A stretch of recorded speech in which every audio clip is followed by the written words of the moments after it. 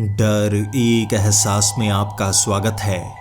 इस चैनल पर आपको सुनने को मिलती हैं डरावनी और सच्ची भूतिया कहानियाँ। अगर आपको ऐसी ही वीडियोस देखना पसंद है तो हमारे इस चैनल को सब्सक्राइब करना न भूलें। तो अब बढ़ते हैं आज की कहानी की ओर।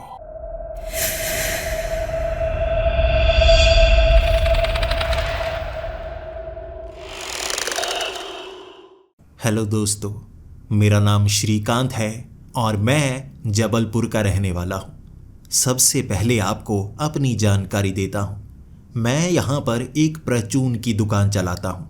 इसी के साथ हमारा खानदानी काम है नमकीन बनाने का, यानी कि भुजिया, और हमें यहाँ वर्ल्ड फेमस कहा जाता है। हमारे शहर में इससे अच्छे नमकीन आपको कहीं नहीं मिलेंगे। मैं उन खास तरीकों से इन नमकीन को बनाता हूँ और नए नए नमकीन बनाने की कोशिश भी करता ही रहता हूँ। विदेशों से भी हमें ऑर्डर आते हैं, इसीलिए पैसों की कमी कभी महसूस नहीं हुई। मेरे पिता भी ये काम किया करते थे। उस समय हमारी परचून की दुकान काफ़ी छोटी थी, काम ज़्यादा हुआ नहीं करता था, लेकिन मैंने लोन लेकर एक बड़ा शोरूम खोला और उसके बाद से हमने पीछे मुड़कर कभी नहीं देखा। समय बीतता गया, ध्यान मेरा काम में रहा, लेकिन जिंदगी मेरी पीछे छूटती रही। इस समय मेरी उम्र 42 साल है, लेकिन मेरी शादी नहीं हुई। मेरे जितने भी दोस्त मुझे मिलते हैं वो मुझे ताना मारते रहते हैं, इसीलिए मैंने उनसे दोस्ती भी कम करनी शुरू कर दी है। मैं सोचे जा रहा हूँ आखिर क्या कमी है मुझ में, क्यों मेरी शादी नहीं हुई। अब आपको बताता हूँ शुरुआत से आखिर कैसे मेरे वो दिन निकले थे। मैं तो अब तक समझ नहीं पा रहा हूँ मेरी शादी हो क्यों नहीं पाई।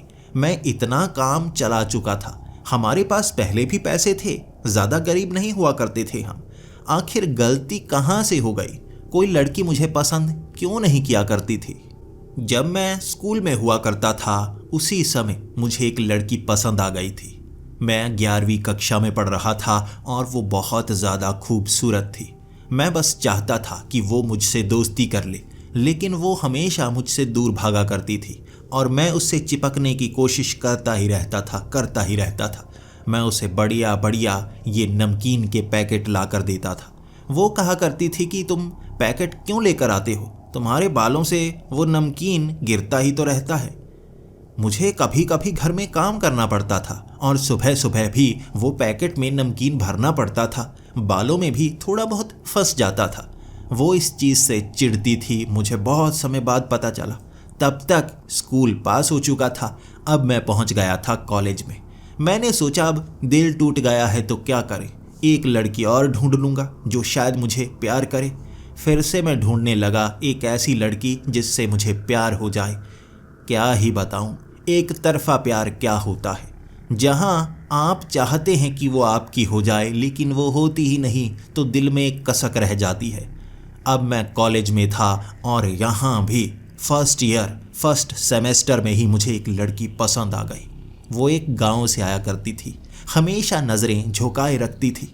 मैं सोचा करता था इतनी शर्म उसमें क्यों है, क्यों वो हमेशा नीचे देखती रहती है और हमेशा वो सहेलियों से घिरी क्यों रहती है। उसकी सहेलियां भी सुंदर थी, लेकिन मुझे तो वही पसंद आई थी। आखिर ऐसी ही लड़की तो चाहिए जिसकी नज़रों में शर्म हो। वो तो मुझे बाद में पता चला उसकी आंखों में शर्म नहीं थी, उसे दिखता ही नहीं था, इसीलिए आंखें नीचे झुकाए रखती थी ताकि किसी को पता ना चले। और उसकी सहेलियां उसे इसीलिए घेरे रहती थी ताकि वो कहीं गिर ना जाए। उसे घसीटती हुई आगे तक लेकर आती थी। मैंने कभी उसके पाँव देखे ही नहीं, वो चलती नहीं थी, उसे घसीट कर कॉलेज में लाया जाता था। मुझे लगा था उस लड़की से मेरी नज़रें लड़ जाएंगी, लेकिन बाद में पता चला उसकी तो नज़रें हैं ही नहीं, नज़रें लड़ ही नहीं सकती। इसीलिए ये एक बहुत बड़ा झटका था। मैं बस उसे दूर से ताकता रहता। शायद कहीं ना कहीं मेरी ज़िंदगी में भी कोई ऐसी लड़की हो जिसके आंखें भी हों। फिर मैं एक और लड़की को पसंद करने लगा। वो बहुत ज़्यादा खूबसूरत थी। जानबूझकर मैं उसे इशारे करने लगा था ताकि जान तो पाऊँ उसकी आंखें तो ठीक है ना।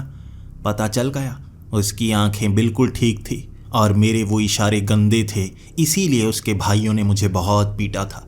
ये भी इश्क का दर्द था जो मेरे शरीर के अलग अलग अंगों पर महसूस हो रहा था। अब मैं उससे प्यार करने लगा था। मैं बस चाहता था कि वो मेरी हो जाए और एक दिन उसके सामने खड़ा होकर मैंने हिम्मत दिखा ही दी थी। मैंने प्यार का इजहार किया और उसने भी इजहार किया अपने गुस्से का। उसकी सहेलियों ने मेरे कपड़े फाड़ दिए थे और बाद में जो लड़कों ने पीटा वो अलग से।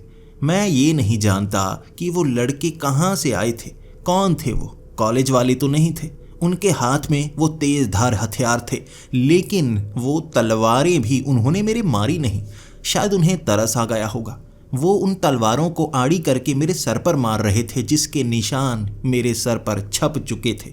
भले ही मेरे बालों से वो नमकीन के छोटे छोटे टुकड़े गिर रहे थे, लेकिन पीटते वक्त उन्हें ज़रा शर्म नहीं आई और वो लड़की भी देखकर हंसती ही रही। अब मुझे फिर से झटका लगा था। दूसरी बार मेरा इश्क दूर हो गया था, या कहूँ तीसरी बार। जो लड़की जिसकी आंखें नहीं थी उसने भी 3 महीने बाद ऑपरेशन करा लिया और उसकी आंखें अब ठीक हो चुकी थी। वो देख सकती थी और पहली ही नज़र उसने हमारे कॉलेज के सबसे सुंदर लड़के पर डाल ली और उनकी आंखें लड़ गई। मैं सोच रहा था मेरी आंखें उससे लड़ नहीं सकती, उसकी आंखें नहीं हैं। उसकी आंखें आईं तो किसी और से लड़ गई। तीसरा झटका था। अब मैंने दोस्त बनाने शुरू कर दिए। मुझे लगा था बाकी सब लड़कियों को कैसे पटा लेती हैं, मैं पटा नहीं पाता। उन्होंने कहा तेरे अंदर स्टाइल नहीं है, बालों में तेरे नमकीन लटकता रहता है जैसे नूडल हो, कपड़े तू ऐसे अजीब से पहनता है जैसे पुराने ज़माने के तेरे दद्दू पहनते होंगे। मैंने कहा ये हमारा ख़ानदानी फ़ैशन है। तो उन्होंने कहा था ख़ानदानी फ़ैशन छोड़ना होगा, या तो तू नमकीन बेच पाएगा या तेरी शादी होगी। वो मेरे कसक दिल तक पहुंची थी और मैंने अपना ट्रेंड चेंज कर लिया था। मैं ऐसे कपड़े पहनने लगा था जो बहुत भड़कीले हों। बिल्कुल नया ट्रेंड शुरू हुआ था गोविंदा का। मैंने गुलाबी रंग की पैंट पहनना शुरू कर दी और पीले रंग की शर्ट। मैं चमकते हुए चश्मे पहनता और बालों के ऊपर नीले रंग का वो पेंट सा लगाया होता। मैंने बड़े बड़े बाल रखे थे और ऊपर की तरफ वो खड़े रहते। मुझे लगा था लड़कियां मरेंगी, मेरे कदमों पर आकर गिरेंगी। ऐसा स्टाइल कॉलेज में किसी ने रखा ही नहीं होगा। लेकिन सब मेरी तरफ देखते तो रहे। मुझसे बात कोई नहीं करना चाहता था। मेरे अपने दोस्त भी मुझे छोड़ चुके थे। अब पूरे कॉलेज के समय मैं यही बाल, यही स्टाइल रखे रहा। लग रहा था कोई लड़की तो मेरे करीब आकर मुझसे बात करेगी। आखिरी सेमेस्टर और कुछ आखिरी दिन थे जब एग्ज़ाम होने वाले थे। एक खूबसूरत लड़की मेरे पास आकर कहने लगी थी, तुमने ये स्टाइल कहाँ से कॉपी किया? मुझे लगा बात बन गई। मैंने कहा गोविंदा का स्टाइल है और बाल तो ऐसे बनाए हैं जैसे फॉरेन में कई एक्टर्स बनाते हैं। उसने कहा अगर यही स्टाइल रखा ना कभी तुम्हारी शादी नहीं होगी। देखो इतनी बेइज्जती कॉलेज में किसी की नहीं हुई होगी जितनी तुम्हारी हुई है। तुम महसूस नहीं करते? बदल लो इसे वरना ऐसे ही रह जाओगे। वो झटका देकर चली गई थी और कॉलेज भी खत्म हो गया था। मैंने बाल कटवाए, साधारण कपड़े पहनने लगा जैसे बाकी पहनते थे, पैंट और टी शर्ट। लेकिन कॉलेज का समय तो खत्म हो गया था। अब किसी ने मुझे कह दिया था कि पैसे कमाने होंगे तब लड़की तेरे करीब आएगी। मैं अपनी दुकान में जमकर काम करने लगा, उसे शोरूम बनाकर रख दिया। समय बहुत ज़्यादा बीत गया था। इस तरह मेरी उम्र 40 साल से ऊपर हो गई और मेरी अब तक शादी नहीं हुई। ये थी मेरी ज़िंदगी की वो दर्द भरी कहानी। अब ज़िंदगी की वो भूतिया कहानी में जाने की बारी थी। 42 साल का हो चुका हूँ मैं। अब मुझे लग रहा है कि घूमना ही सही होगा। शादी तो मेरी होगी नहीं, अकेले ही मरूंगा, लेकिन जो पैसे कमाए हैं वो छोड़कर नहीं जाऊंगा। अब मेरे कौन से बच्चे होने वाले हैं? सभी पैसों को उड़ाकर ही जाऊंगा। इसलिए मैंने घूमना शुरू कर दिया। मैं श्रीलंका में गया था, सिंगापुर में गया, इस बार मैं इजिप्ट जाने वाला हूँ। जैसे ही मैं इजिप्ट में पहुँच चुका हूँ मुझे ऐसा लग रहा था जैसे ये अलग ही दुनिया है। रेत ही रेत, शहर के बाहर दूर दिख रहे वो पिरामिड। पहले तो मैं यहाँ पर आराम से घूमता रहा। मुझे ये पता ही नहीं था एक गाइड आपके पास होना बहुत ज़्यादा ज़रूरी है। आप समझ नहीं पाते कहाँ जाना चाहिए, कहाँ नहीं जाना चाहिए। इसीलिए मैं भटकता रहा। उसके बाद जाकर मुझे गाइड मिला। फिर उसने जगह दिखानी शुरू कर दी। मैंने सबसे सस्ते वाला गाइड चुना था, क्योंकि ज़्यादा पैसे कौन खर्च करे, और वो ऐसी ऐसी जगह दिखा रहा था जो नहीं देखनी चाहिए। पुराने ज़माने में वो फ़ैरो कहाँ पर पॉटी किया करते थे, नीचे वो नाला किस तरफ जाता है। मैं कह रहा था मुझे पिरामिड देखना है, और वो ये पखाने दिखा रहा था। अंत में वो एक नए बने म्यूज़ियम की तरफ मुझे ले गया। वो कहने लगा, वहाँ आपको वो चीज़ें देखने को मिलेंगी जो अब तक दुनिया ने नहीं देखी हैं। उसने इतना ज़्यादा घुमाया था कि मैं बहुत ज़्यादा थक चुका था।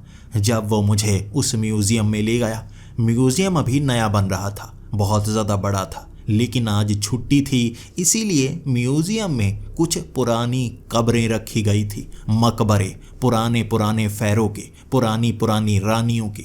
और वो कहने लगा, ये रानी बहुत ज़्यादा खूबसूरत हुआ करती थी। कहते हैं कि वो इतनी ज़्यादा खूबसूरत हुआ करती थी कि उसे देखने के बाद लड़के बेहोश हो जाया करते थे। जब मैं उस मकबरे को देख रहा था, एक तरफ उस मकबरे को किया गया, अंदर वो मम्मी देखी, तो मुझे भी ऐसा लगा मैं बेहोश होने वाला हूँ। इतनी गंदी शक्ल, वो शरीर सड़ा हुआ था। मैं कहने लगा, क्या वो जब जवान थी तब भी ऐसी ही दिखती थी? यकीनन उसे देखकर हर कोई बेहोश हो जाता होगा। वो जानबूझकर घटिया मम्मीज़ दिखा रहा था, और मुझे लगा यहाँ तक ही उस गाइड का सहारा लेना चाहिए। मैंने उसे भगा दिया। मैंने पैसे भी उसे आधे ही दिए। इसके बाद मैं ढूंढने लगा यहाँ कोई काम की चीज़। म्यूज़ियम काफ़ी ज़्यादा बड़ा था, नीचे जाने वाली सुरंगें भी थीं, क्योंकि यहाँ पर इस इलाके को नया ढूंढा गया था। देखता रहा।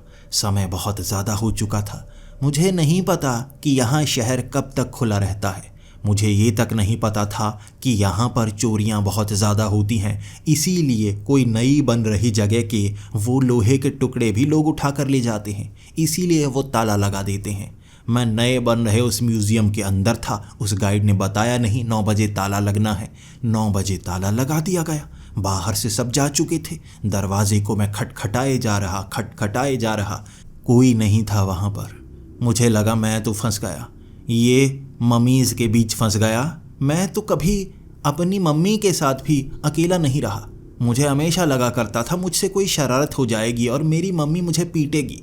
यहाँ तो ढेर सारी मम्मियाँ हैं, इनमें से कोई उठकर मुझे मारने की कोशिश करने लगी। फिर मैंने फिल्में देखी हैं विदेशों वाली, ये पट्टियों से बंधी हुई मम्मी आपको मारने की कोशिश करती हैं। भले ही ज़िंदगी में मैंने कोई भूत नहीं देखा है, लेकिन यकीन करता हूँ जिस दिन मुझे भूत नज़र आएगा ना, वो मुझे मार डालेगा। मैं वैसे भी बदकिस्मत इंसान हूँ, मुझे तो ऊपर भगवान भी नहीं बुलाना चाहेगा, इसीलिए ऐसी शैतानी शक्ति को आना पड़ेगा मुझे मारने के लिए। मैं डरा रहा, सहमा रहा, बाहर निकलने का रास्ता ढूंढता रहा।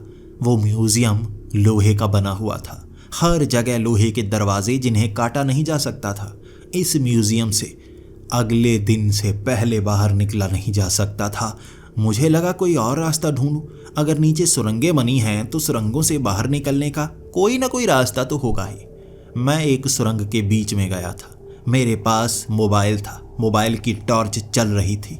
यहाँ पर मैं वो नेट पैक डलवा कर नहीं लाया था, और मैं इंटरनेशनल कॉल करके अपने पैसे उड़ाना नहीं चाहता था। भले ही जान खतरे में पड़ जाए, लेकिन खर्च ना हो। कंजूस बहुत हूँ मैं, इसीलिए मैंने वहाँ पुलिस को फ़ोन नहीं किया। मुझे लगा पैसे बचेंगे, कोई बात नहीं। मैं उन सुरंगों में घुस गया और अपने मोबाइल की टॉर्च की वो रोशनी इधर उधर मारता रहा। वहाँ दीवारों पर पुराने ज़माने की वो कलाकृतियाँ सी की हुई थी। उन्हें देखकर ऐसा लग रहा था जैसे अभी अभी की हो, जैसे खूबसूरती की मिसाल हो। भले ही मुझे कुछ समझ में नहीं आ रहा था। और उसके बाद मैंने पेंट के कई डब्बे देखे। उन्हें देखते ही मेरे होश उड़ गए। अबे ये तो नई बनाई हुई हैं, और किसी ने ऐसी बनाई है भद्दी सी, समझ नहीं आ रही। मैं तो सोच रहा था पुराने आर्टिस्ट ने बनाई होंगी। मैं सुरंग में आगे बढ़ता रहा, तब समझ में आने लगा ये सुरंगें भी बनावटी हैं, ये ईंटें नई हैं, नई डाली गई हैं। लोगों को बेवकूफ़ बनाने के लिए ये इजिप्ट वाले पता नहीं क्या क्या कर देते हैं। फिर मैं बिल्कुल पीछे पहुंचा उस सुरंग के जहां पर एक मकबरा रखा गया था। मैं देखना ही नहीं चाहता था। अब मकबरे में एक मम्मी ही मिलेगी ना, उसके सिवा और क्या मिलेगा। वहाँ आगे एक बोर्ड लगा हुआ था, इंग्लिश में लिखा था, इसे कोई नहीं खोल सकता। मैंने कहा सच में इसे कोई खोल नहीं सकता। मैं फिर उस मकबरे को धक्का देकर खोलने की कोशिश करने लगा। जैसे ही उस मकबरे को मैंने खोला, काले रंग का एक धुआं, वो काले रंग का धुआं ऊपर की तरफ उड़ने लगा। मैंने सोचा अंदर ये क्या इन्होंने मसाला डाला हुआ है जो ऊपर की तरफ उठना शुरू हो गया है। वो काले रंग का धुआं एक आकार बनाने लगा और वो एक लड़की का आकार था। जैसे अपनी आंखों से मैंने एक चुड़ैल को देख लिया हो। वो आकार में आई और कहने लगी हंदरगुड़ हंदरगुड़ प्रत्यगुड़, और ये कहकर वो गायब हो गई। मैंने कहा मेरे पास ट्रांसलेटर नहीं है, मैं समझ नहीं पाया। वो शायद कोई इजिप्ट की भाषा थी, वो कहना क्या चाहती थी मैं समझ नहीं पाया। लेकिन अचानक ही मेरी बाजू पर दर्द होने लगा। मैंने देखा तो मेरी बाजू पर काला निशान बन गया था। उस काले से निशान के ऊपर एक तारीख लिखी हुई थी। ये तारीख आज से 4 महीने बाद की थी। अरे यहाँ धुआं टैटू कर गया। वो कोई चुड़ैल होगी जो मेरी बाजू पर टैटू बना गई। लेकिन ऐसी चुड़ैल बुरी थोड़े ना है, टैटू बनाने वाली चुड़ैल। अगर वो मेरे पास होती तो मैं ये काम खोल लेता। कितने सालों से सोच रहा हूँ एक टैटू की दुकान खोल लूँ, लेकिन खून देखकर मैं बेहोश हो जाता हूँ। अगर ऐसी चुड़ैल मिल जाए जो बाजुओं पर टैटू बनाती हो, मेरा तो काम चल सकता है। आवाज़ें लगाने लगा था, कहाँ गई तुम? वापस आओ, मुझे बात करनी है। कहाँ चली गई तुम? वो बात जैसे करना नहीं चाहती थी, गायब ही रही। मकबरे के अंदर देखा मैंने, अंदर एक मम्मी थी, सड़ी हुई। इतनी गंदी बदबू, मेरे होश उड़ चुके थे। उसके बाद मैं सोचने लगा कहाँ गई। आगे बड़ा सा बोर्ड लगा हुआ था जिसमें लिखा हुआ था इसे कोई खोल नहीं सकता। मेरी इंग्लिश कमज़ोर है, उसमें ये नहीं लिखा था कि इसे कोई खोल नहीं सकता, बल्कि असल में ये लिखा था कि इसे किसी को खोलना नहीं चाहिए। अब मैं थोड़ा सा डरा, खोलना नहीं चाहिए, मैं तो गलत पड़ गया। अगर खोल दिया तो क्या होगा? साथ में बड़ा सा बोर्ड था जिसे अभी दीवार पर चिपकाना था, ऊपर कपड़े से ढांक रखा था। मैंने कपड़ा हटाया। अब टूटी फूटी इंग्लिश मैं समझने लगा। एक पूरी कहानी थी कि पुराने ज़माने की एक रानी चुड़ैल बन गई थी, लेकिन लोग उसे मारना चाहते थे। उसे मारने की कोशिश की, लेकिन वो ख़त्म नहीं हो रही थी। कई लोगों को मारा उसने। फिर राजा ने ऐसे जादूगरों को बुलाया जो उसे पकड़ सकते थे। उसे जिंदा ही मम्मी बनाया गया, पट्टियों से लपेटा गया। तब उसने श्राप दिया था, मुझे इस मकबरे में बंद तो कर दोगे? अगर मुझे इस मकबरे से किसी ने खोला, बाहर निकाला, तो मैं आज़ाद हो जाऊंगी, लेकिन आखिरी शाप देकर जाऊंगी। 4 महीने में वो मर जाएगा। तारीख उसकी बाजू पर होगी उसकी मौत की। मेरी आंखों के सामने अंधेरा आने लगा था। मैं सोचने लगा था ये तो एक शाप देने वाली चुड़ैल थी। क्या बोल कर गई मैं समझ नहीं पाया, लेकिन यहाँ जो लिखा है अब समझ में आ गया। मेरी बाजू पर मेरी मौत की वो तारीख लिखी है। आंखों के सामने अंधेरा आया और वहीं पर मैं गिर गया। और मैं गिरा भी पीछे नहीं, वो मकबरा खुला था, उसी में मेरा सर फंस गया। जब मुझे थोड़ा सा होश आया, ऐसा लगा जैसे वो चुड़ैल मेरी आंखों के सामने हो। घबरा कर मैंने अपना सर पीछे किया। अब मेरे होंठों पर भी जैसे वो गंदा सा पेस्ट लगा हुआ था। उस मम्मी के अंदर से सड़ी हुई बदबू थी और इसी के साथ कुछ गीला गीला लिक्विड सा निकल रहा था जो मेरे लग चुका था। गंदी बदबू मेरे शरीर से जा नहीं रही। मैं दीवारों से होंठ रगड़ रगड़ कर उस पेस्ट को हटाने की कोशिश कर रहा था। कपड़े से पहुंच रहा था, वो गंदी बदबू मेरे शरीर से आने लगी थी और एक दीवार से सटकर मैं रोने लगा। शादी भी नहीं हुई, मेरी तो शादी भी नहीं हुई। 4 महीने में मैं मर जाऊंगा। ये मम्मी है ना जो बोलती हैं वो करती हैं, जैसे हमारी मम्मी होती है ना जो बोलती है वो करती है। ये पक्का मुझे मार देगी 4 महीने बाद, फिर से आएगी मुझे मिलने के लिए। हमेशा मैं इंतज़ार किया करता था कोई लड़की होगी जो मुझसे मिलने आएगी। मुझे नहीं पता था चुड़ैल मुझे मारने के लिए आएगी और मुझे अपने साथ ले जाएगी। यही मांगा करता था मैं उसके साथ रहना चाहता हूँ। अब चुड़ैल के साथ रहूँगा मैं। मेरी किस्मत हमेशा खराब रही है। मैं रोता रहा और पूरी रात रोते रोते निकल गई। अगले दिन वो गेट खुले और मैं भागा बाहर की तरफ। मैं कहने लगा मेरी बाजू पर ये निशान है, मेरी बाजू पर निशान, मैं मरने वाला हूँ। उन्हें मेरी भाषा समझ में नहीं आ रही थी। मैं अपने गाइड को ढूंढता रहा, वो सस्ता गाइड। किसी को भी वो गाइड दिखा नहीं। वो एक ऐसा आदमी था जो गाइड था ही नहीं, वो शराबी था। मैंने सस्ते में उसे कर लिया। उसे तो पता ही नहीं था यहाँ क्या मौजूद है क्या नहीं। आधे पैसे जो मैंने उसे दिए वो भी उसे फ्री के ही मिल गए। उसने तो वैसे ही घटिया घटिया जगह पखाने दिखा दिए थे जो यहाँ फेमस नहीं है। मैं लुट गया था, बर्बाद हो गया था और मरने वाला था। इसके बाद मैं होटल में आ गया और कई लोग जिन्हें मैं समझा पा रहा था कह रहा था ये मेरी मौत की तारीख है, ये मेरे मौत की तारीख है। और वो बड़ी खुशी से कह रहे थे, तुम्हें कैसे पता, तुम तो अंतर्यामी लगते हो। मैंने कहा मुझे शाप मिला है। हर कोई क्यूरोसिटी से देखे जा रहा था। मैं उनसे कह रहा था बचने का तरीका बताओ। वो बस बता नहीं पा रहे थे, देखे जा रहे। फिर मैंने पता किया कोई साधु बाबा, कोई तांत्रिक, कोई भी ऐसा मिल जाए जो भूत प्रेत कैसे शाप से निजात दिलाता हो। तब मुझे पता चला वहाँ ऐसे लोग होते ही नहीं। मैंने कहा यहाँ भूत प्रेत आते हैं तो उन्हें भगाता कौन है? वो कहते हैं यहाँ तो मम्मीज़ दबी पड़ी हैं, भूत प्रेत खुद ही भाग जाते हैं उनसे डर के। तब मैं समझ पाया था मुझे अपने देश जाना होगा। 4 महीने हैं मेरे पास, जल्दी से जल्दी भूतों से निपटारा करवाना होगा। मैं अगली फ़्लाइट लेकर सीधा घर पहुंच गया। मेरी माँ भी डर रही, मेरे पिता भी डर रहे। जब मैंने उन्हें बताया कि ऐसी घटना हो गई है, वो तो शोक मना कर बैठ गए थे। घर में मेरी बड़ी बड़ी तस्वीरें लगाने की प्लानिंग की जा रही थी और मैं कह रहा था मैं बचना चाहता हूँ, मरना नहीं चाहता। उसके बाद मैंने ढूंढने शुरू कर दिए वो बड़े बड़े तांत्रिक जो ऐसे भूतों से निजात दिलाते हों, जो चुड़ैलों को दूर करते हों। मैं चाहता था जिंदा बचना और वो तांत्रिक मेरी बाजू पर उस निशान को देखकर कहने लगे कि तूने तो टैटू कराया है, ये कोई निशानी थोड़े ना है। उन्हें समझ में नहीं आ रहा था। मैंने कहा मुझ पर कोई भूत का साया है। उन्होंने झाड़ फूंक कर दिया और कहा तू बच जाएगा। निशान नहीं गया था।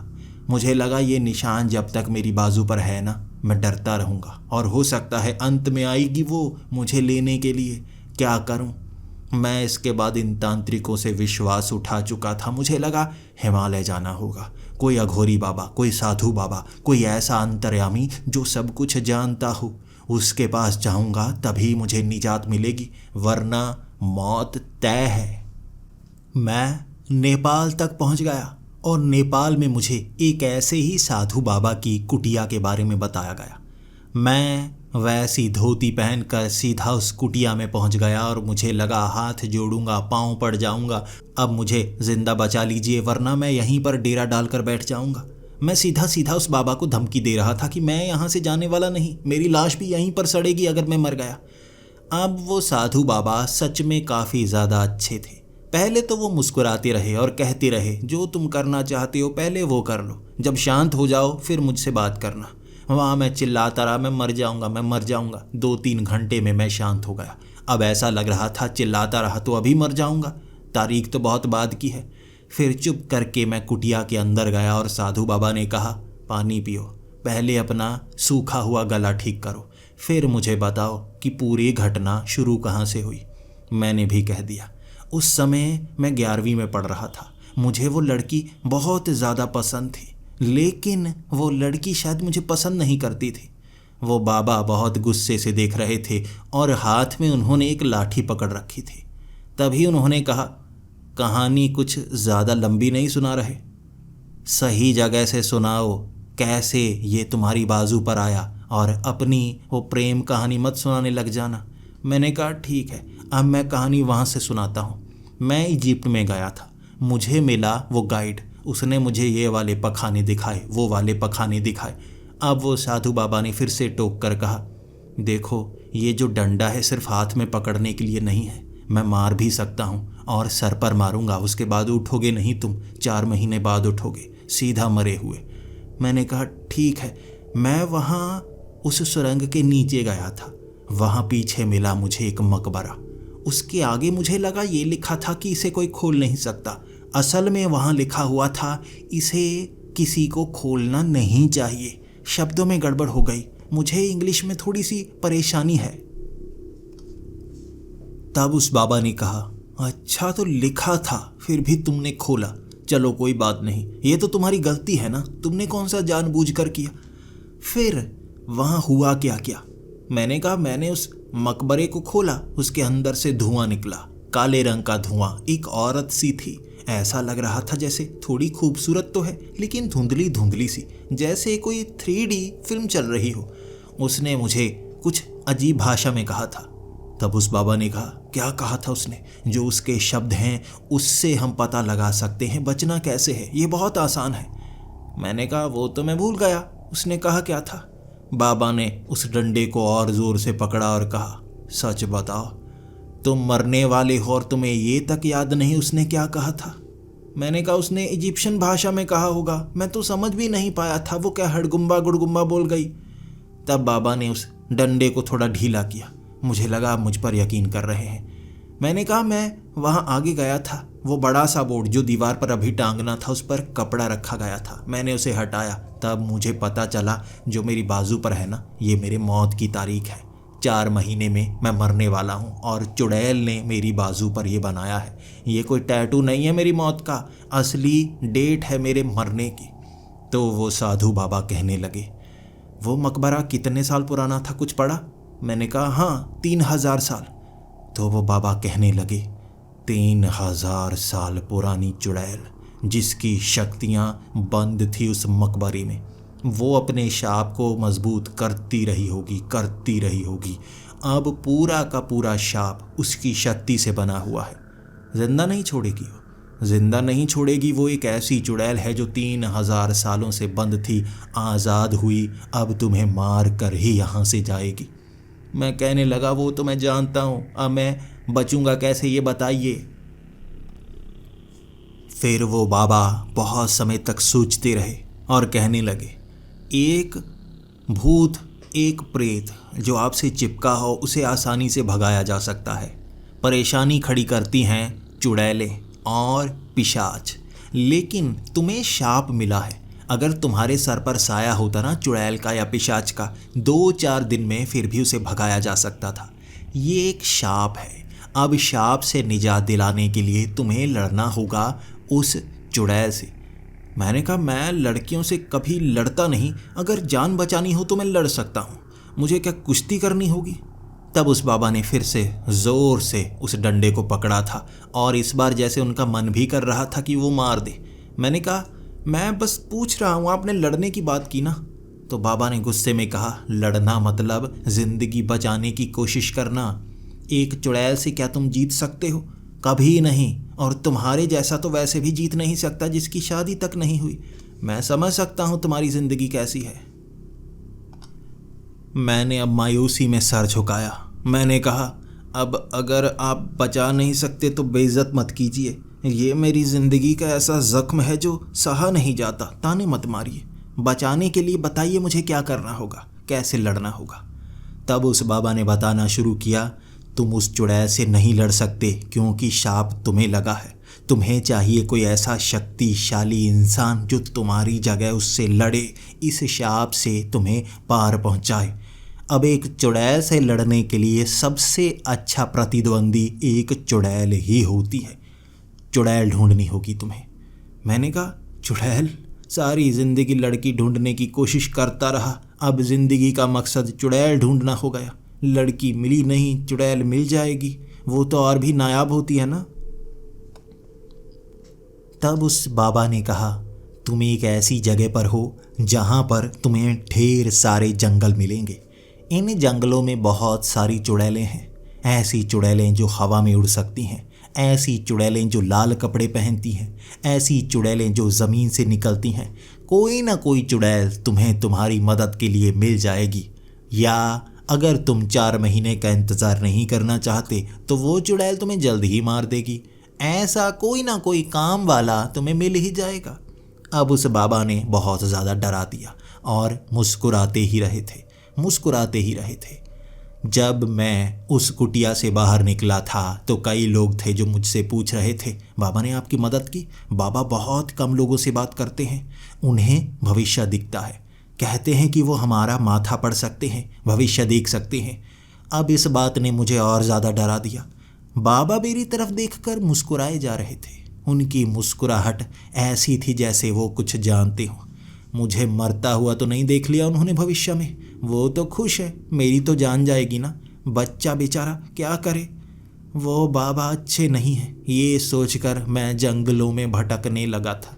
मुझे एक चुड़ैल चाहिए थी। मैं दिन के वक्त उस जंगल में जाता और रात को घर आ जाता, क्योंकि मुझे रात को थोड़ा डर लगता है भूतों से। दिन के वक्त जंगल में मैं ढूंढता रहा, 2 दिनों तक मुझे कोई चुड़ैल नहीं मिली। फिर मुझे लगा मुझे डर का सामना करना होगा। वो रिसेप्शन पर बैठी लड़की मुझसे पूछ बैठी थी, लेकिन वो थोड़ी खूबसूरत भी थी, इसीलिए मेरा दिल फिसल गया और मैंने उसे सब कुछ बता दिया। पहले तो उसकी हंसी रुक नहीं रही, क्योंकि मैंने कहानी अपनी 11वीं कक्षा से सुनाई थी। फिर वो मुझे देखकर हंसती रही और कहने लगी, बाकी सब कुछ तो ठीक है, गलत तुम पता है क्या कर रहे हो। दिन के वक्त भूत प्रेत चुड़ैलें नहीं दिखती, जाना तो रात को पड़ेगा। अब इस बात ने मुझे मायूस कर दिया। मैंने कहा मुझे डर लगता है, रात को बहुत ज़्यादा डर लगता है। उसने कहा मरने से भी ज़्यादा डर लगता है, मर जाओगे तो डर भी नहीं लगेगा, 4 महीने का इंतज़ार कर लो। मैं थोड़ा शर्मिंदा हुआ। अब रात के वक्त मैं उस जंगल में गया था। मैं अलग अलग इलाकों में जाता था, अलग अलग होटल करता, और एक दिन एक ऐसे घने जंगल में जब मैं किराए के उस स्कूटर को लेकर जा रहा था जिसको बार बार बंद होने की आदत थी, वो स्कूटर जंगल के बीच में बंद हुआ, एक ऐसी जगह जिसके बारे में कहा जाता है कि यहाँ चुड़ैल नज़र आती है लोगों को। अब स्कूटर भी बंद वहीं पर हुआ। फिर मैंने मन को समझाया, ढूंढनी होगी चुड़ैल तो यहीं मिलेगी। अब खतरनाक है तो क्या करें, वो चुड़ैल जिसने शाप दिया है वो भी तो खतरनाक है। मिस्र की एक ऐसी खतरनाक चुड़ैल और यहाँ नेपाल की एक चुड़ैल, अब मुकाबला तगड़ा होगा। वहाँ अचानक छम छम की आवाज़ आना शुरू हो गई। वो आवाज़ ने पहले मुझे बहुत ज़्यादा डरा दिया था। आप किसी जंगल में हो, छम छम की आवाज़ आए, आपको पता है ये चुड़ैल होगी। मैं डर गया। फिर ख्याल आया इसी को तो ढूंढने आया हूँ। मैं इधर उधर झांकने लगा, कहाँ से छम छम की आवाज़ आ रही है। मैंने देखा एक पेड़ के पीछे लाल कपड़े पहने एक औरत। मैं समझ गया ये चुड़ैल होगी, लेकिन लाल कपड़ों वाली चुड़ैल। मैंने तो सुना है चुड़ैलों के काले कपड़े होते हैं ना, वो तो काले धुएं के इर्द गिर्द घिरी रहती हैं। ये लाल लाल चुड़ैल कैसी?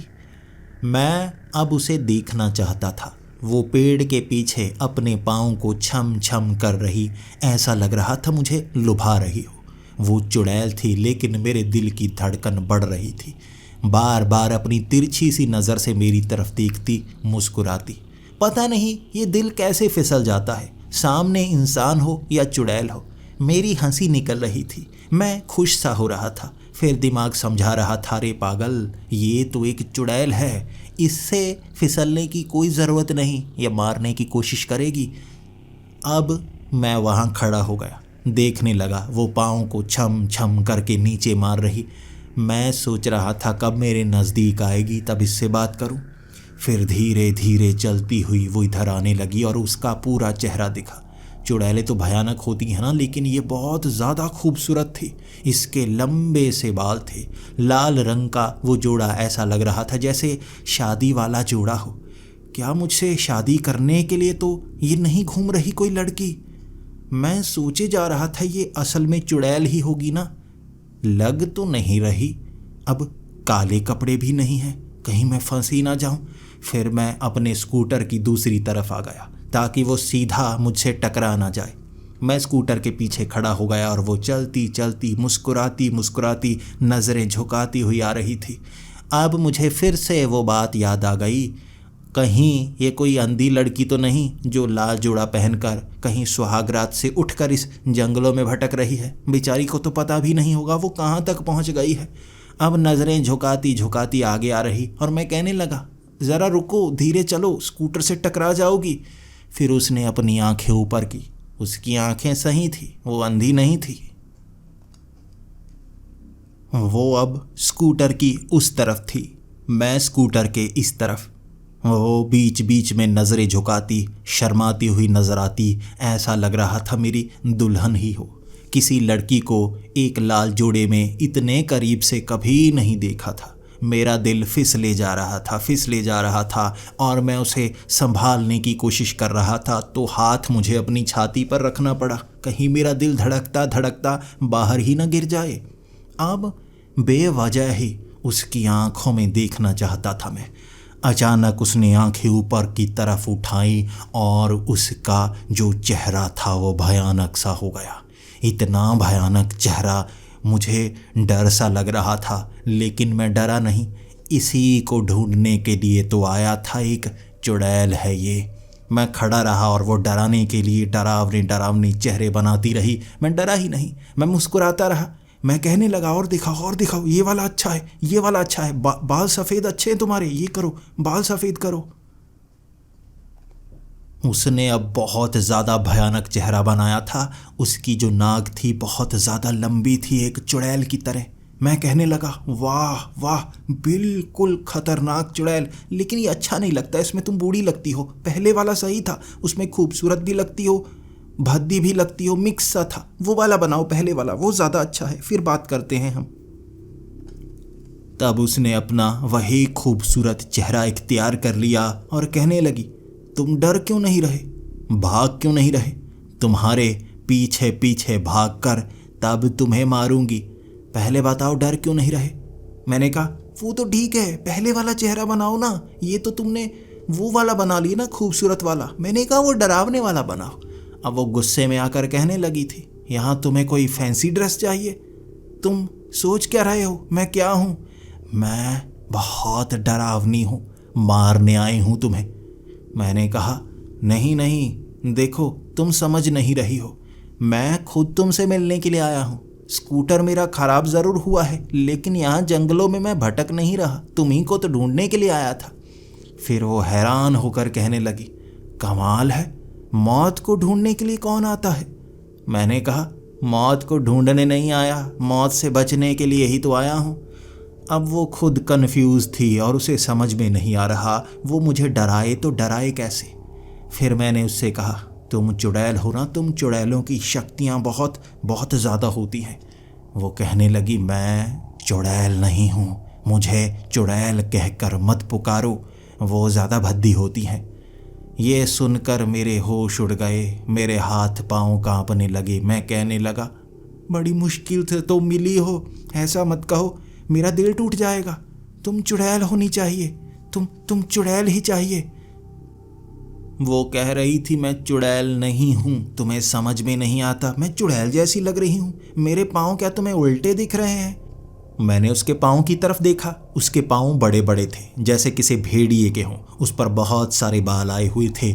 उसे देखकर मुझे लगा, ये तो सीधे हैं, उल्टे नहीं हैं। मतलब तुम चुड़ैल नहीं हो। अगर चुड़ैल नहीं हो तो तुम्हें मैनीक्योर पेडिक्योर करवाना चाहिए। कितने गंदे पैर हैं तुम्हारे। अब मेरा दिल तो टूट चुका है। अब मैं क्या करूँगा? मैं चुड़ैल को ढूंढ रहा था, तुम मिल गई। वो बहुत ज़्यादा हैरान और कह रही, चुड़ैल को ढूंढने के लिए आए हो? बहुत अजीब इंसान लगते हो। मुझे तो लगा था तुम डर कर भागोगे तो मैं पीछे से तुम्हें मारूंगी। तुम तो किसी और ही चीज़ के लिए आए हो। जाओ, तुम्हें नहीं मारूंगी। मैं ऐसे लोगों को मारती हूँ जो यहाँ लड़कियों पर गंदी नज़र रखते हैं, ढूंढते हैं ऐसी जगहों पर, और जो मेरी तरफ आकर्षित होते हैं मैं उनके शरीर से शक्ति चूस कर उन्हें मार डालती हूँ। अब मैंने स्कूटर स्टार्ट किया और वो एक पेड़ के पीछे चली गई। स्कूटर स्टार्ट करके मैं वापस अपने होटल में आ गया और रोता रहा, इतना ज़्यादा रोता रहा, मैं क्या ही बताऊँ। आखिरकार मुझे एक मिली, वो भी चुड़ैल नहीं निकली, वो कोई प्रेतनी वेतनी होगी। अब ऐसी मेरी मदद थोड़ी ना कर सकती है। चुड़ैल से मुकाबले के लिए मुझे चुड़ैल ही चाहिए। अब कैसे ढूंढूं मैं एक चुड़ैल? मैं बहुत समय तक रोया था। उसके बाद सुबह जब मैं बाहर आया ऑर्डर करने के लिए, मुझे बहुत ज़्यादा भूख थी। वो लड़की ने मेरा चेहरा देखा और कहा, तुम बहुत मायूस लगते हो। कल रात को तुम चुड़ैल को ढूंढने तो गए थे, मिली क्या? मैंने कहा, नहीं, मुझे चुड़ैल नहीं मिली, लाल कपड़ों में कोई औरत मिली थी। वो कहने लगी, वो तो और भी अच्छा है। वो किचकांडी है। यहाँ किचकांडी जंगलों में नज़र आती है, जो चुड़ैल से 10 गुना ज़्यादा शक्तिशाली होती है। वो किसी को भी मार सकती है। तुमने उसे देखा, तुम्हें जिंदा तक छोड़ दिया। वो तुम्हारा काम कर सकती है पागल। जाओ वापस उसके पास, उससे मदद मांगो। अब उस लड़की की ये बातों ने फिर से मेरे अंदर जिज्ञासा भर दी और मैं सोचने लगा, 10 गुना ज़्यादा? अभी ये तो चुड़ैल से भी ज़्यादा मदद कर सकती है। किचकांडी, वाह क्या नाम है। मैंने तो चिमकांडी सुना था, ये तो किचकांडी निकली। अपने कमरे में मैंने जो गंद मचाया था सारा साफ किया। मैं तो गुस्से में था, चीज़ें तोड़ दी थी मैंने। उसके बाद सारा सामान इकट्ठा किया। पूरा दिन मैं खाना ठूंसता रहा। रात को स्कूटर लेकर फिर से निकला वहीं पर जहाँ दिखी थी मुझे वो किचकांडी। ढूंढने लगा मैं उसे, कभी इधर जाता कभी उधर जाता। अंत में मैं बिल्कुल उसी जगह गया, स्कूटर को बंद कर दिया। मुझे लगा वो फिर से आएगी, आज कपड़े भी बदले बदले से हैं। छम छम की वो आवाज़ ने मेरे अंदर जैसे रौनक भर दी थी। एक पेड़ के पीछे से उसने अपना आधा चेहरा दिखाया, वही खूबसूरत किचकांडी। और दूर से ही मैंने आवाज़ लगा दी, ओ हेलो हेलो, मैं वो कल वाला लड़का। मैंने नाम भी नहीं बताया और तुम्हारा नाम भी नहीं पूछा। उसने अपना आधा चेहरा दिखाया था। अचानक मेरी आवाज़ सुन के वो बहुत गुस्से में आई और मेरे करीब आकर कहने लगी, कल छोड़ दिया था ना, भागो यहाँ से। तुम्हें चुड़ैल चाहिए, यहाँ कोई चुड़ैल नहीं है, आगे जाके उन जंगलों में ढूंढो। मैंने कहा, नहीं, मुझे चुड़ैल नहीं चाहिए, मुझे तुम चाहिए। फिर वो गुस्से से देखने लगी। मैं तो तुम्हारी नहीं हो सकती, मुझे पाना चाहते हो तो मरना पड़ेगा। मैंने कहा, मरना नहीं है, देखो मैं कौन सा तुमसे शादी करना चाहता हूँ, मेरी एक मदद कर दो, तुम्हारे सिवा कोई नहीं कर सकता। तो वो कहने लगी, मैं यहाँ कोई काम वाली बाई हूँ जो तुम्हारी मदद करूँ? भागो यहाँ से, मुझे अपना काम करने दो। मैं लालची मर्दों को मारने का काम करती हूँ, और अगर मैंने तुम्हारे अंदर लालच देखी ना, तुम्हें भी मार दूंगी। अब वो किचकांडी मुझसे दूर जा रही थी और मैंने स्कूटर वहीं पर खड़ा कर दिया। मैं तो उसके पीछे भागने लगा। वो एक पेड़ के पीछे जाती, मैं भी उसके पीछे भागता। बार बार वो पीछे मुड़कर देखती और कहती, मैं किचकांडी हूँ, कोई सुंदर लड़की नहीं, मार दूंगी तुम्हें। मैं बस उसके पीछे पीछे। देखो कुछ बात तो करो, मेरी तुम मदद कर सकती हो, थोड़ी सी मदद कर दो, बस थोड़ी सी। वो मुझसे दूर जाना चाहती थी और आज पहली बार मुझे लगन लगी थी कि मैं उसके करीब जाऊंगा, उसे पटाऊंगा, यही मुझे जिंदा बचाएगी। पूरी जिंदगी ये लगन नहीं दिखाई थी मैंने। अब जान गया था एक लड़की को इम्प्रेस कैसे किया जाता है, भले ही वो लड़की एक किचकांडी ही क्यों ना हो। वो थोड़ा थोड़ा शर्मा सी भी रही थी। पहली बार कोई ऐसा था जो उसका सच जानता था, उससे डर नहीं रहा था। वो पीठ पीछे वार करती है भगाती हुई, लेकिन मैं भाग नहीं रहा था, मैं उसके पीछे पड़ा हुआ था। वो थोड़ा थोड़ा शर्मा रही थी और मुझे लग रहा था कि जैसे पट गई। उसके बाद मैं पीछा करता रहा। मैं उसका नाम जानना चाहता था और वो बताना नहीं चाहती थी। तो मैंने उस घने जंगल में किचकांडी का पीछा करते हुए वो गाना गाया था कि लाल दुपट्टे वाली तेरा नाम तो बता। मैं अलग अलग गाने गाता ही रहा, हर गाने में लाल रंग को जोड़ देता। वो हंसने लगती, मैंने किचकांडी को हंसा दिया था। एक जगह वो रुक ही गई। उसके बाद हाथ जोड़कर कहने लगी, चाहिए क्या तुम्हें? तुम तो मुझे ऐसे छेड़ रहे हो जैसे मैं जब कॉलेज में पढ़ा करती थी लड़के छेड़ा करते थे। मरने के बाद तो मुझे पता है मैं बदला लेना चाहती हूँ, फिर भी तुम कुछ अजीब से लग रहे हो। बताओ मुझे तुम्हें चाहिए क्या? वो मुस्कुराकर एक लकड़ी पर बैठ गई थी और मैं उसके साथ। अब मैं उसे बता रहा था मेरी ज़िंदगी में क्या क्या घटा। मुझे आदत है कहानी शुरू से सुनाने की। 11वीं कक्षा से मैं उसे कहानी सुनाने लगा।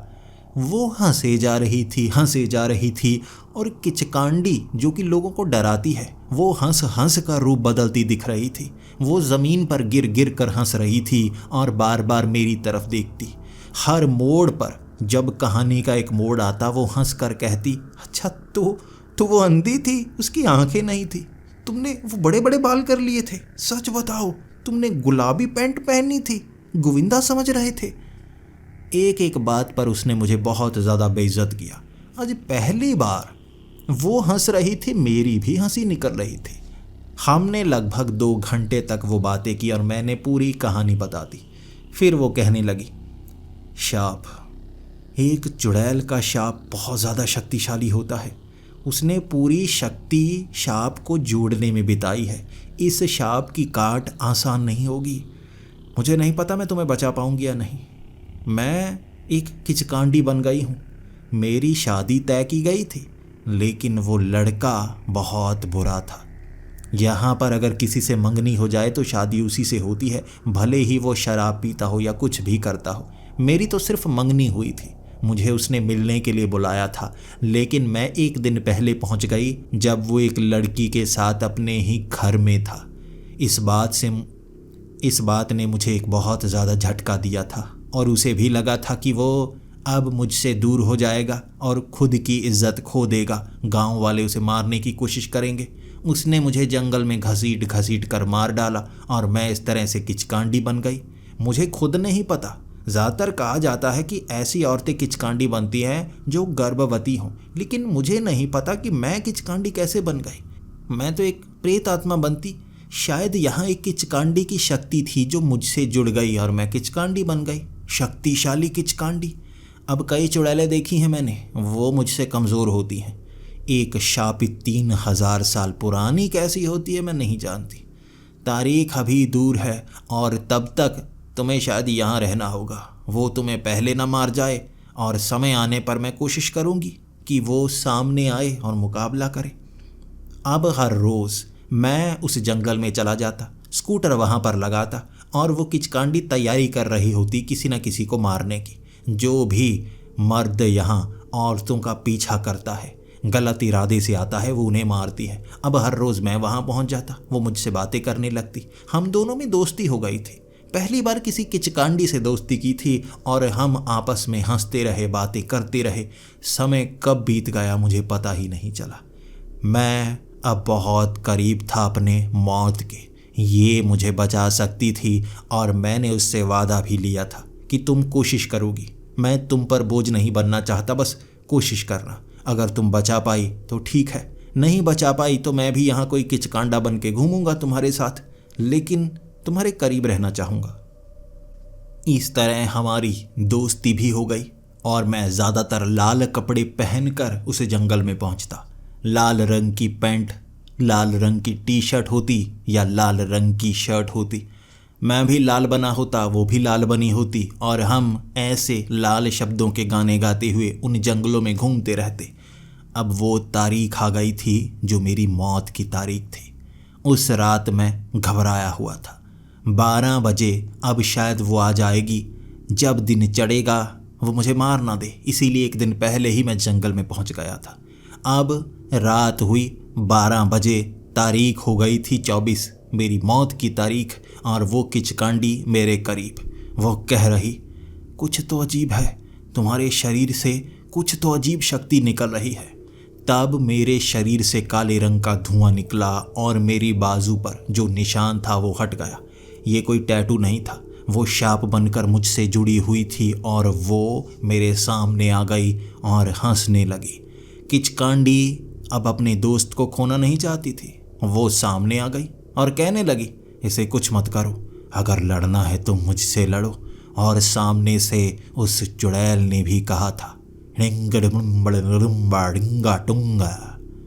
मैं भी समझ नहीं पाया, वो किचकांडी भी समझ नहीं पाई। वो चुड़ैल ये बोलकर मुझे मारने के लिए आगे बढ़ी और उस किचकांडी ने पकड़ ली। उसके बाद उनकी लड़ाई देखने लायक थी। आप क्या सोच रहे हैं, कैसे लड़ रही होंगी वो? उड़ती हुई अपने नाखून एक दूसरे को गाड़ने की कोशिश कर रही थी। नहीं, ऐसा नहीं था। आम लड़कियों की तरह एक दूसरे के बाल पकड़े और घसीट रही, एक दूसरे को नीचे जमीन पर लौट रही। मैं दूर खड़ा हंसे जा रहा, मेरी हंसी नहीं रुकने का नाम ले रही थी। जब कोई चुड़ैल किसी को मारती है, कोई किचकांडी किसी को मारती होगी तो वो बहुत ज़्यादा डरता होगा, कैसे नोच नोच कर काटती होगी, मार डालती होगी। दूर से देखने में हंसी नहीं रुक रही, कैसे लड़कियों की तरह बाल खींच रही। दोनों के बाल सख्त, टूट नहीं रहे, दोनों शक्तिशाली थी। एक दूसरे की आंखों में अंगूठे घुसाने की कोशिश कर रही, एक दूसरे को काटने की कोशिश कर रही। मैं लोटपोट हुए जा रहा था, समझ में नहीं आ रहा था हंसी रोकूं तो कैसे रोकूं। किचकांडी भी मेरी मदद कर रही है और सामने से वो मुझे मारने की कोशिश कर रही है। 20 मिनट वो लड़ी थी, उसके बाद जैसे उन्हें थकान सी हो गई। वो चुड़ैल मुझे मार ही नहीं पा रही थी और उसने उस किचकांडी को दूर फेंका। उसके बाद उसने अपने हाथ से कुछ किया, हाथ से काला धुआं पहुंचा सीधा उस किचकांडी पर और वो किचकांडी हिलने लगी थी, तड़पने लगी थी। अचानक ही उसका एक अजीब सा रूप आ गया सामने। वो खूबसूरत लड़की बन गई थी, वो थोड़ी पतली सी भी हो गई थी, उसके कपड़े ढीले से भी हो गए थे। अब वो जोर लगा रही थी, ऐसा जोर लगा रही थी जैसे उसके पेट में कुछ हो। वो चेहरा मैं देख पा रहा था, जब मैं टॉयलेट में होता हूँ ऐसा ही मैं चेहरा बनाता हूँ प्रेशर बनाने के लिए। वो किचकांडी ऐसा ही चेहरा बना रही थी। फिर वो चीख पड़ी, मैं अपना रूप नहीं बदल पा रही, मैं अपना रूप नहीं बदल पा रही। सामने से उस चुड़ैल ने फिर से कहा था, डिंगा गड़प्पा जप्पी। हम फिर से समझ नहीं पाए उसने क्या कहा। अब वो चुड़ैल मेरी तरफ भागने लगी थी और वो किचकांडी मुझे बचाने के लिए छलांगे लगाकर आ रही, जैसे काफ़ी धीमी थी। फिर उस चुड़ैल को उसने पकड़ने की कोशिश की, चुड़ैल ने धक्का दिया और किचकांडी पीछे गिर गई। उसकी बाजू पर चोट लगी थी, खून निकल रहा था। तब वो चुड़ैल मेरे सामने हंस रही और उस किचकांडी ने कहा था, इसने अपना शाप बदल दिया, इसने अपना शाप बदल दिया। ये तुम्हें मारने के लिए शाप में शक्ति संजोए हुई थी, लेकिन मुझे मार नहीं सकती थी। हमारी लड़ाई हमेशा के लिए चलती रहती, तो इसने मुझे इंसान बना दिया। मैं दोबारा जिंदा हो गई, लेकिन अब इसका शाप टूट चुका है। ये कमज़ोर है, लेकिन तुम्हें मारेगी ज़रूर। ये तुम्हें मारने के लिए आ रही है। अब मैं तुम्हारी मदद नहीं कर सकती, मुझे माफ़ करना। वो किचकांडी रो रही थी। मुझे पता है वो मेरी सबसे अच्छी दोस्त बन गई थी और कभी भी उसे प्यार नहीं मिला था। शायद वो मुझसे प्यार करती थी। और वो चुड़ैल कुछ बोलती हुई हिडिंबा गप्पा चप्पा ये करती मेरे ऊपर छलांगे लगा रही। अब मैंने महसूस किया वो उतनी ताकतवर नहीं थी जितनी होनी चाहिए। चुड़ैल ने सारी शक्ति ही इंसान बनाने में लगा दी। अब उसकी शक्ति कुछ ही बची है, भले ही कितनी पुरानी हो, लेकिन कमज़ोर चुड़ैल। फिर उसने मुझे काटने की कोशिश की और मैंने जो लपड़ उसकी गाल पर मारा ना, पटैक की आवाज़ पूरे जंगल में गूंजी थी। पीछे जा गिरी थी वो। अब वो जैसे थोड़ा रो रही थी, फिर भी मुझे मारने की कोशिश कर रही। पास में पड़ा हुआ एक भाला उसने उठा लिया। ये लकड़ी से बना हुआ भाले जैसे आकार का एक टुकड़ा था। वो मेरे पेट में घोंपना चाहती थी। वो किचकांडी तो नीचे गिरी हुई, बेचारी दर्द सह नहीं पा रही थी। तभी मैंने एक तरफ पत्थर देखा। पता नहीं मैं पागल था या मेरी सोच ही ऐसी थी। वो पत्थर त्रिभुज जैसा बना हुआ था, बिल्कुल पिरामिड जैसा। ये मिस्र की एक चुड़ैल और पिरामिड जैसा ये पत्थर उठा के जो मैंने मारना शुरू किया ना, वो तीखा हिस्सा पेट में मारता गया, सर पे मारता गया। वो इतने वार किए थे ना, वो इतने वार किए थे। वो चुड़ैल को पीट पीट कर मैंने धुआं बना दिया था और मैं तब तक पीटता रहा जब तक वो गायब नहीं हो गई। अंत में एक चीख गूंजी थी पूरे जंगल में और उस चुड़ैल का अंत हुआ। वो किचकांडी मुस्कुरा रही थी। हमने चुड़ैल को ख़त्म भी कर दिया और सबसे कमाल की चीज़, एक चुड़ैल ने किचकांडी को उसका शरीर वापस दे दिया था, उसे जिंदा कर दिया था। उसके बाद मैं उस लड़की को उसी के घर ले गया था। वहाँ आसपास अजीब अजीब कहानियाँ सुनाई देने लगी। कि वो लड़की मरकर जिंदा हो गई है और सब लोग उसे तंग करने लगे थे। मैं नेपाल छोड़ना नहीं चाहता था। पहली बार मेरी कोई दोस्त बनी थी और कई लोग जब उसे परेशान करने लगे, वो बदनाम करने लगे, तो मैंने एक मंदिर में उसी से शादी की और कहा, तुम्हें इस नर्क से मैं दूर ले जाऊंगा, समाज तुम्हें जीने नहीं देगा, चलो मेरे साथ। बिजनेसमैन हूं मैं। उसे अब मैं अपने शहर ले आया था और मेरे माँ बाप हैरान। मेरी उम्र अब 42 साल है और उसकी उम्र 27 साल। हमारी शादी हो चुकी है। वो भले ही नेपाल से है लेकिन है बहुत खूबसूरत और मेरे जितने दोस्त मुझे ताना मारा करते थे आज मुझसे जलते हैं। अब मेरी बीवी ने मुझे ये भी सिखा दिया है, कहानी किसी को भी शुरू से नहीं बतानी है कि 11वीं में मेरे साथ क्या हुआ था। अब साधारण कहानी सुनानी है। कुछ नहीं, मैं तो वैसे ही घूमने का शौक रखे हुए था।